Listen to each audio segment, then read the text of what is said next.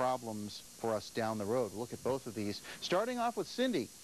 As of the latest advisory just in from the National Hurricane Center, the 4 a.m. Central Advisory, centered now 25 miles northeast of New Orleans.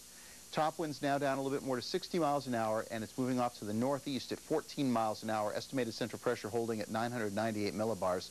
A fairly small wind radii here. We're still seeing winds gusting 50 to 60 miles an hour here around the lake shore of Lake Pontchartrain, and the causeway shut down to certain types of traffic. Motorcycles, RVs, not going to be able to cross for at least the near term, but hopefully things should start pulling off. Some very heavy rain in southwestern Alabama now. Flash flood warnings up for the entire area from basically the New Orleans metro across the Gulf Coast of Mississippi and into South Alabama around Mobile Bay. Flash flood warnings currently in effect. But primarily this is going to be a rain event. We've seen estimates of 6 to 8 inches of rain here in southeastern Louisiana out of this.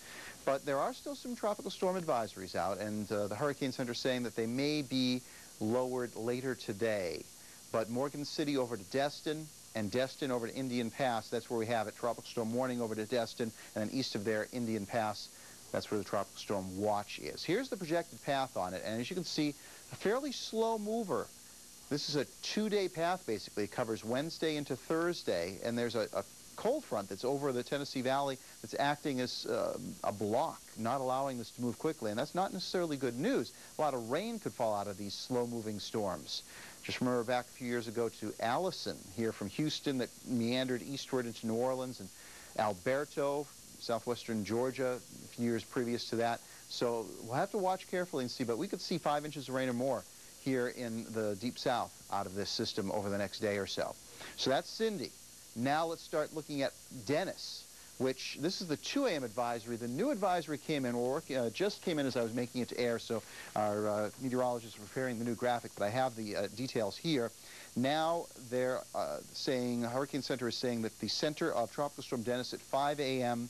Eastern Daylight Time was centered about 275 miles south-southeast of Port-au-Prince. It's moving to the west-northwest near 16 miles an hour, a little bit faster, and most importantly, it has gained strength. Top winds are now 65 miles an hour, estimate pressure of 994 millibars. So pressure's dropping. This thing is strengthening.